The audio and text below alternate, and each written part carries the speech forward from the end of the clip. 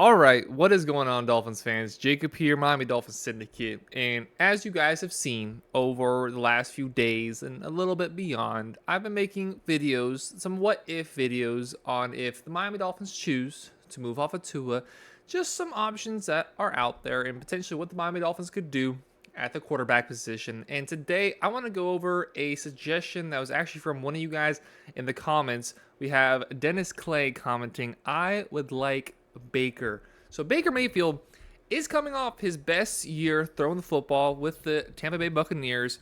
Won a playoff game pretty handily against the Philadelphia Eagles. His second playoff game that he's won in his career, notably back in what was, I believe, the 2020 season, 2019, something like that. One against it was the 2021 season where he played against the Pittsburgh Steelers in the first round, dominated them, and then went on to Kansas City and narrowly lost to the Kansas City Chiefs. And he's somebody who's actually a free agent, whereas some of the other guys that I've talked about, you have to give up pieces and go out to have to get them to give up maybe first, second round pick, give up some players potentially in return. Baker Mayfield is a guy where you can just go out and find him off the street. And I think he's a very intriguing option for the Miami Dolphins to bring in, whether you decide to bring him in as a replacement for Tua, whether you decide to bring him in as a guy who could potentially compete with Tua, just a guy to have there, backup maybe if you're lucky. But let's just go over who Baker Mayfield is and what you would potentially be getting from Baker Mayfield as a quarterback if he comes over to the Miami Dolphins. So this year, as I mentioned, he had his best year throwing the ball. First time he's thrown above 4,000 yards in his career at 4,044 through 28 touchdowns, 10 interceptions, which is a pretty good return. 28 touchdowns was also his best mark as a NFL quarterback, which was previously 26 passing touchdowns in the 2020 season. He also ran for the second most yards of his career, too shy of his career high, which was back in that 2020 season, 163 yards. Found the end zone one time. You're finding a very similar build when you look at Baker Mayfield, the athlete. He doesn't want to move. He doesn't want to run around. He can, when asked to, move and pick up yards, pick up a first down, run the ball. We've seen Tua regress. And Baker Mayfield, the last two seasons, we saw that come down. Actually, more just last season in that 2022 season. I'm looking at it now. It's actually just two different teams within that season where he ran just under 100 total yards on the season. Every other year of his career has gotten over the 100 yards mark running the ball, has 7 total rushing touchdowns. But he's around 6 foot, 6'1", 6'2" on a good day. 210, 220 pounds. Not a massive human being by any stretch of the imagination, but he does have quite a large arm, and he's known for that pop that he has, and that gunslinger mentality that you sometimes find in him. And this year, we actually saw him pull that back a little bit. It was his, again, if I'm not mistaken, his best accuracy season as a pro, 64%. And if you look at guys who played 16 games at least this year, and because obviously there's a few guys that may have missed a game through injury or didn't play in Week 17, he was 11th in the NFL of guys who have played at least 16 games this year when it comes to completion percentage. So he was a very effective passer this year, and it makes sense when you look at that Tampa Bay offense. While it's definitely not as good as it once was with Tampa Bay, when Tom Brady was there, rather, it's still a very good offense. You're missing Leonard Fournette, you're missing Ryan Jensen, and some of those offensive line pieces that Tom Brady was given. But you still have Mike Evans. Chris Godwin's on the downslope of his career, but he still made him somewhat serviceable. Rashad Penny is appearing to emerge as a pretty decent young running back. And on the other side of the defense, with a defensive-minded head coach, if they could just score 20 points per game in a pretty bad division, more often than not, they ended up winning games. And, of course, notably, they ended up winning that playoff game, went up to Detroit, and Detroit was just clearly the better team, which they truly are. Give Detroit credit. They eventually beat them. But Baker Mayfield coming over, potentially to the Miami Dolphins, we just saw him be able to run an offense in which he has better options. You're looking at very different wide receivers compared to what he would have here with Miami Dolphins, with Mike Evans, who's one of the more bigger body receivers in the league at 6'5" and just consistently racks up 1,000-yard seasons. Chris Godwin, who, like I previously mentioned, is kind of on the downslope of his career. But similar to the Miami Dolphins, if you look outside of those two guys, you have a pretty significant drop-off in talent at the wide receiver position. Cade Otton is a better tight end than the Miami Dolphins have, but nobody's crying for him to say that he's a top 10 tight end in this league. And then you look in the backfield with Rashad White. Did I say Rashad Penny earlier? I hope not. Rashad White, again, just a young emerging running back who can catch out of the backfield. He's not going to give you a lot up through the middle, but you find him out wide, you give him the ball in space, and he's going to make things happen. Kind of similar to what we see here with Devon Achane. He's a little bit bigger of a back than Devon Achane is, but very comparable, the two of them there.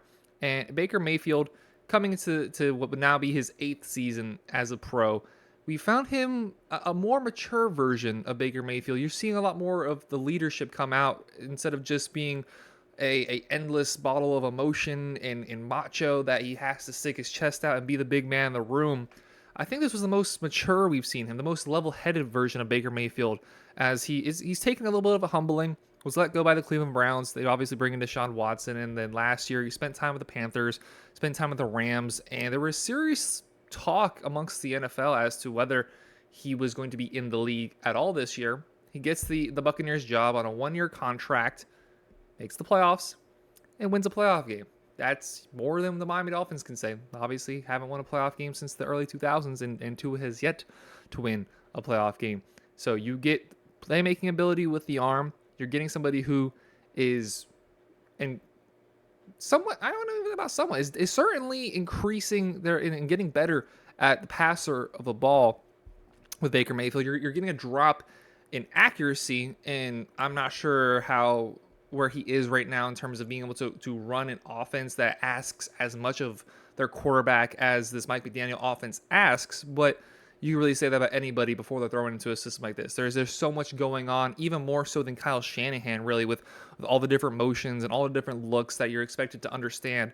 And Tua has done a really good job at adjusting to it, but we are looking for something in these videos to see an upgrade on Tua. And something that I love about Baker Mayfield, despite what we've seen from him in the past and some of his struggles with the antics and all that going on with him, is the confidence that you get from Baker Mayfield, is that belief that he can instill in other guys. And it seems like guys enjoy playing for Baker Mayfield. You look at that Cleveland Browns team when he made it to the playoffs. He kind of got ostracized, a couple seasons later, but that team was firing. That team had belief. That team had juice. To go into Arrowhead as the Cleveland Browns and really push Patrick Mahomes in that team, which was eventually the game was actually won by Chad Henne in the end, to push that team to their wits' end and nearly come away with the win, which would have taken them into the conference championship game, is a massively impressive feat. And that takes guts. That takes a lot of gravitas to be able to do. And that is something that this Dolphins team lacks a little bit, where you start to question how much intensity and drive and determination that this team has, especially when things get rough. And that also kind of comes from the quarterback with Tua. You don't really have a physically imposing figure at quarterback. You also don't have a guy who's very outspoken and very rah-rah, where you do get that with Baker. You do get that enthusiasm and that drive and that leadership, and he'll lead the line, be the first person out there in a fight type thing. He had those issues in college where he ran from the cops and grabbing his junk and stuff like that. And I think we finally started to see a more grown-up version of Baker Mayfield, somebody who you feel confident as the face of your franchise. And if you give him the right opportunity, could potentially be a quarterback to take you pretty far, potentially even a Super Bowl winning quarterback. Now, all-important question. Would I move off of Tua for Baker Mayfield? And I came into this video and I saw that comment from Dennis Clay, and I'm thinking to myself, nah, I'll take Tua. Like come on, let's slow down. We're getting a little bit ahead of ourselves. We talked about Justin Fields last, and I'll take Tua over Justin Fields. And there's a few other guys out there, like maybe Kirk Cousins, that we'll talk about. Last year we were talking about Derek Carr, and then this year Baker Mayfield, free agent, so there's easy connection to make. Just had a good season playing in the same state. Obviously a little bit northern in northwest in Tampa is Baker Mayfield and the Tampa Bay Buccaneers. So I came into this thinking to myself, no, there's no way. And then you look at the numbers, the accuracy, again, 64%, just over 64%, is the best in his career. 4,000 yards, the best in his career. 28 touchdowns, the best in his career. You look around the passer rating, like the QBR is I think amongst either top 3, top 2 in his career.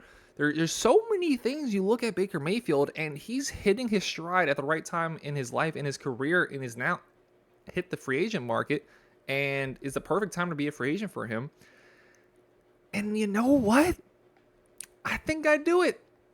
I think I would take Baker Mayfield today over Tua. This team desperately needs some fire. This team needs somebody to go out there and lead the line, and you need that from a quarterback position. You look at Patrick Mahomes, and I know that he would die on the field for his teammates. You look at Josh Allen, he would die on the field.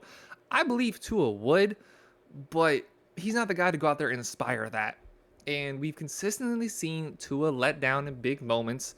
And Baker Mayfield, when the moment arises, more and more frequently, we see him succeed. We see him prevail. We saw last year in that game where he was a member of the Rams for a handful of days, really. I mean, he just got his hands on the playbook, and he goes out there and eventually leads them on the game-winning drive to win the game last year. It was a meaningless game, but that just speaks to who Baker Mayfield is as an athlete and who he is as a guy, where, yeah, he's had a little bit of a trouble past, but we're really seeing what he was touted to be with that first overall pick. And you know what? I think that'd be pretty damn exciting to see as a Miami Dolphins quarterback. You're getting a little bit of drop off in accuracy. You know, he didn't have as many yards as Tua, but he's also not in the same offense as Tua. You put him in this Mike McDaniel offense, you know, maybe he struggles to adapt a little bit with all the things that is asked of him. You know, he's never been the most accurate guy in the league. He's floating around 62% completion percentage in his NFL career. But if you give him this offense, you give him this play caller, you know, and hopefully the defense on the other side ends up coming around, especially once they get healthy. You know what? I'm sorry. I think I'd do it. I think right now today, I'd take Baker Mayfield as Miami Dolphins quarterback over Tua. I don't know. Let me know down in the comments below. It's certainly close. 100%. If you made it this far, please acknowledge with me that it's close. And it's maybe closer than some Tua fans would like to admit, because there's a lot of things to like about Baker Mayfield, and he's hitting his stride. He's starting to produce what he potentially could have been as a number 1 overall pick. He's on the market. You don't have to give up assets for him. I don't know. I think it's marginal. It's marginal, but I think I'd rather take Baker Mayfield over to it. Let me know down below in the comments, as well as let me know any other ideas you have for guys, whether it be the quarterback position, whether it be free agents, whether it be potential trade candidates. If you have an idea about somebody you'd like to see the Miami Dolphins pursue, let me know down below in the comments, and you will see potentially a video made on your comments. As you know, we're looking for a whole bunch of ideas as we hit the off season. It's all about what ifs. So let us know what you're interested to see. Who would you like to see become a member of the Miami Dolphins? Let us know down below in the comments. While you're down there, please hit the subscribe button. Please hit that like button. We appreciate y'all very much for watching. Have a great day. Have a great rest of your day. Take care, everybody.